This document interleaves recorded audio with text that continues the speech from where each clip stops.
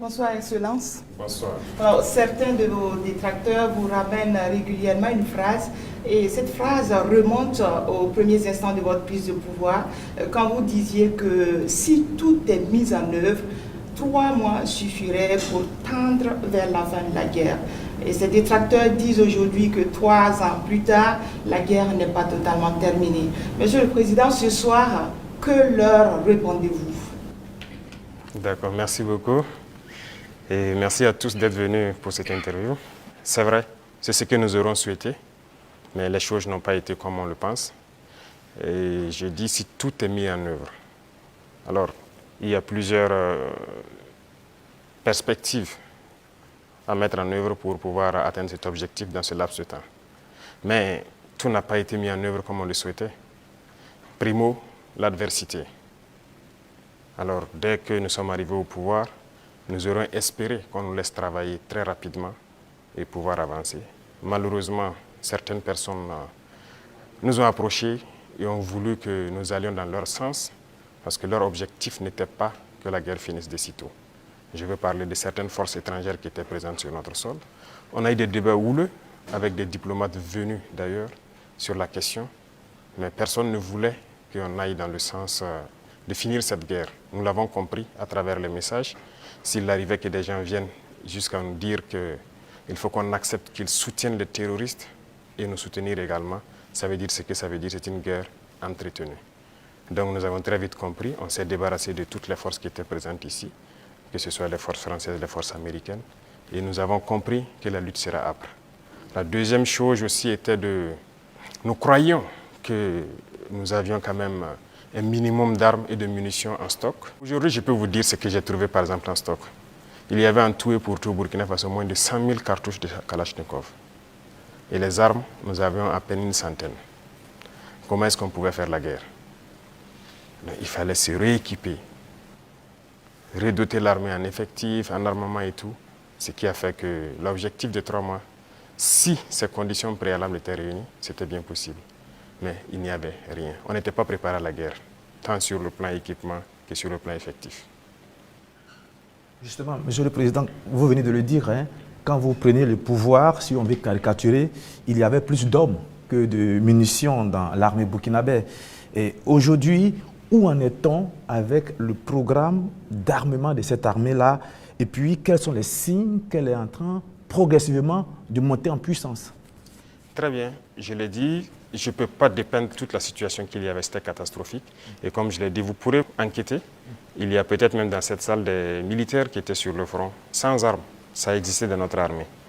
Donc ce sont des situations, on croyait que c'était juste, je ne dirais pas de la mauvaise foi, mais une situation incompréhensible. Pour nous, il y avait les armes et on refusait de doter. Mais quand on a été face à la réalité, très vite, on s'est résolu à chercher d'abord à armer l'effectif qui était là. Et là, ça a été la croix et la bannière. Parce que beaucoup de puissances ont refusé de nous vendre les armes. Et donc, on s'est tourné vers ceux qui avaient envie de nous vendre les armes. Très vite, on s'est équipé. On a recruté les VDP, on a pu payer tout ce qu'on voulait. Le processus, nous avons fait un plan d'équipement pour une montée en puissance. Et comme vous le constatez depuis maintenant 2 ans, les équipements commencent à rentrer. C'est toujours pas fini. Et ça continue de venir. Peut-être que dans quelques jours, vous verrez encore de nouveaux équipements qui seront présentés, qui sont principalement des équipements d'appui. Parce que d'abord, l'infanterie, il fallait l'équiper pour que chaque homme puisse avoir une arme en dotation. Ça, c'était un gros défi. Nous y sommes. On continue de recruter, comme vous le constatez. Chaque année, c'est entre 10 000 et 15 000 hommes qu'on recrute. Ça, c'est un effort considérable. Parce que, quoi qu'on dise, l'adversité est là. Et le volume de terroristes augmente parce que les impérialistes recrutent beaucoup de mercenaires qui viennent au Burkina Faso pour combattre. Donc il faut qu'on s'adapte à la situation. Et maintenant, nous avons notre 3e phase qui n'est plus d'acheter, mais de fabriquer nous-mêmes. Et nous sommes aussi là-dedans. Donc c'est ça la montée en puissance. Il faut bien s'équiper, mais aussi créer une industrie de défense. Ça, c'est très important. Dans quelques mois, bien quelques années, on aura ici, nos militaires vont utiliser des armes made in Burkina. Bien sûr. Nous avons la capacité intellectuelle, il y a de la ressource. Il suffisait juste de chercher et voilà.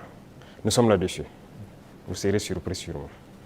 Alors, Monsieur le Président, cette guerre, est-ce que nous pouvons la gagner? Est-ce que nous allons la gagner? Nous ne pouvons que la gagner. Qu'est-ce qu'on ferait? Soyez sûrs, nous n'irons nulle part et nous allons gagner cette guerre. Je vous ai dit que la menace mue beaucoup, mais nous nous adaptons.